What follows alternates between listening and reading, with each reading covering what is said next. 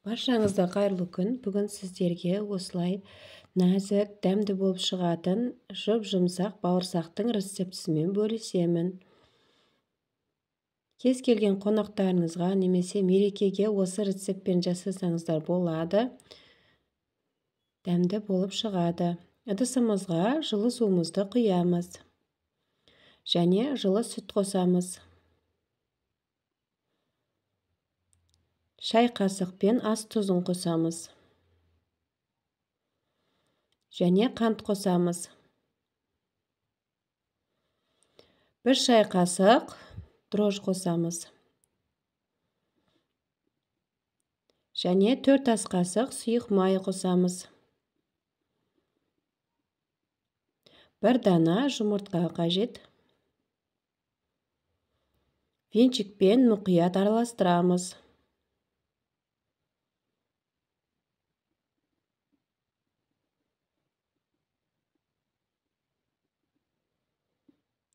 Електен өткізілген ұнымызды қосамыз.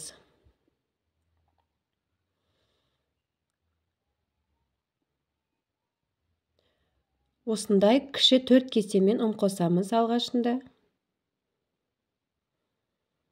Қолымызбен жұмсақ қамыр илейміз.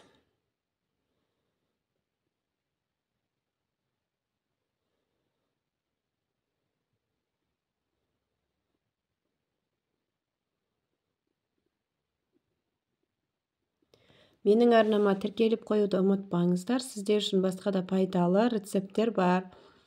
Жаңа рецепттерді өткізіп алмау үшін қоңырауша батырмасын басамыз. Осылай бір келкі болғанша илейміз.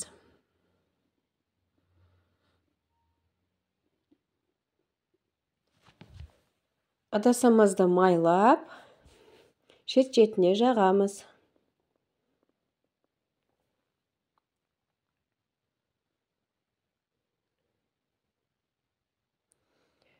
Және қамырымызды көтерілуге қоямыз.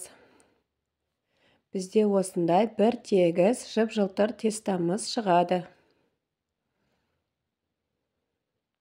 Осылай илейміз. Үстінен жеңіл затпен жабамыз. Және жылы етіп ораймыз. Бізде қамырымыз көтеріліп шықты.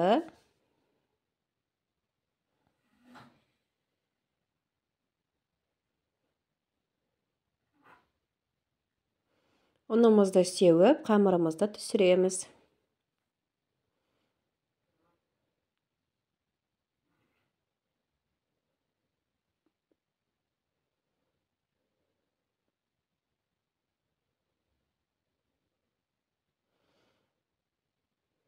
Үш бөлікке бөліп аламыз.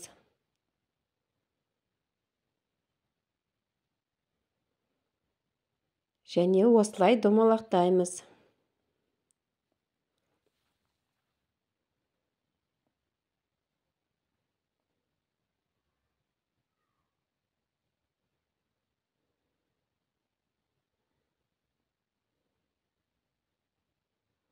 Бауырсақтарымызды, ұнымызды сеуіп, жаямыз.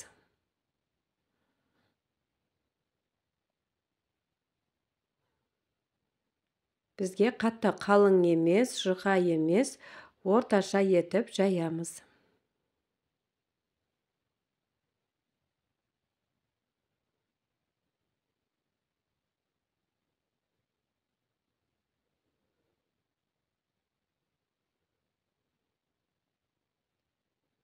Осы рецептпен қонақтарыңызға жасай берсеңіздер болады. Бауырсақтарыңыз үлпілдек әрі жұп-жұмсақ болып шығады.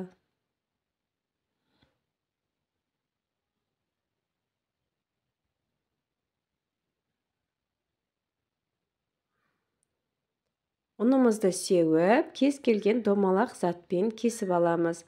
Менде осындай стақан.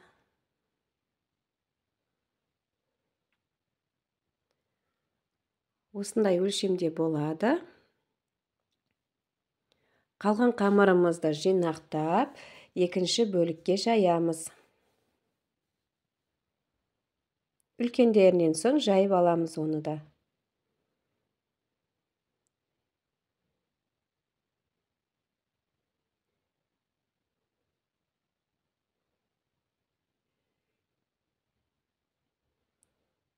Жинап алған тестамыздан әрқайсысынан 4-5 данадан шығады келесісі.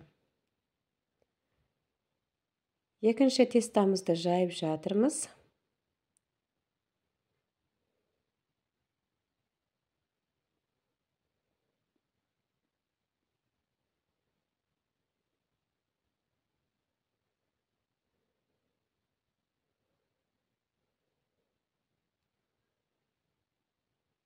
Видео сізге пайдалы болса, достарыңызбен бөлісуді ұмытпаңыз.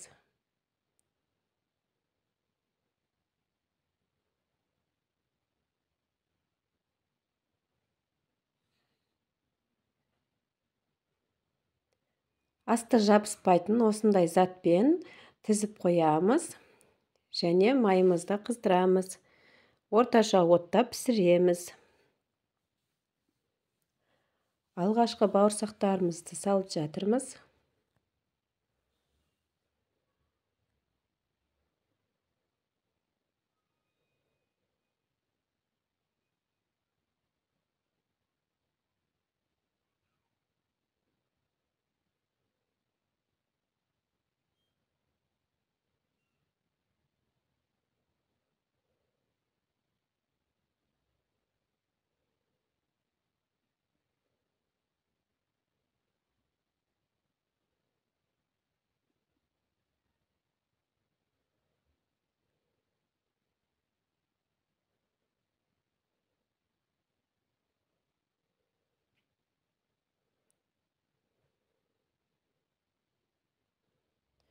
Осылай көтерілген кезде келесі бетіне аударамыз.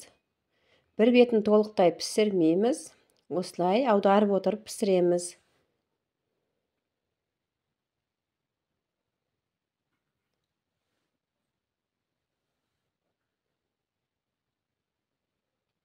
Кішкене ұстап, келесі бетіне аударамыз.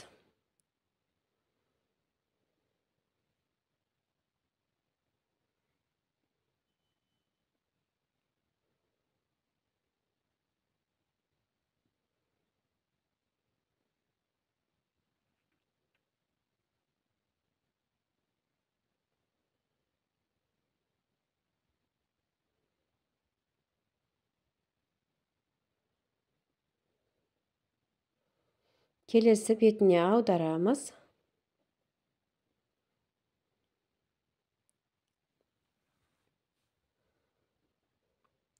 Осылай аударып отырып пісіреміз.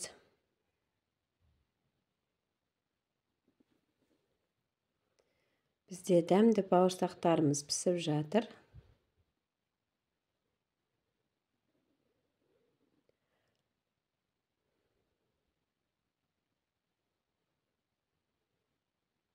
Бауырсақтарымызды майдан аламыз.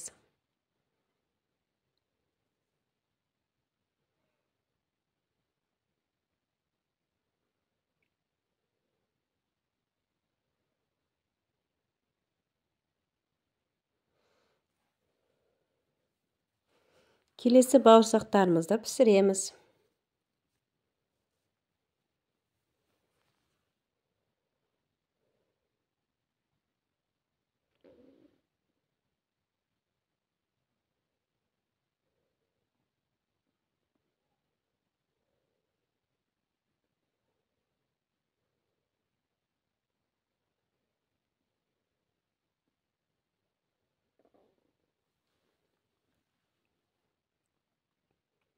Көтеріліп шыққан кезде келесі бетіне аударамыз.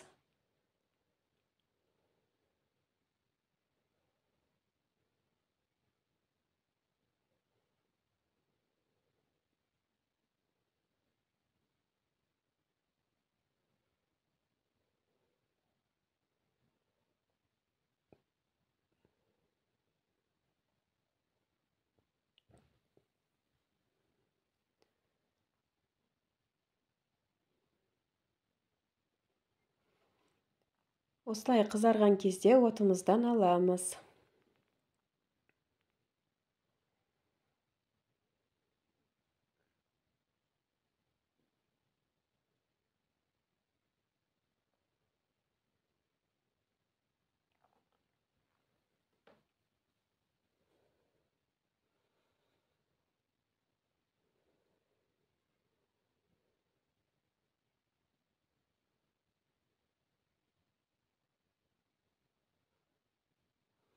Пісіп шықты бауырсақтарымыз, енді майымыздан аламыз.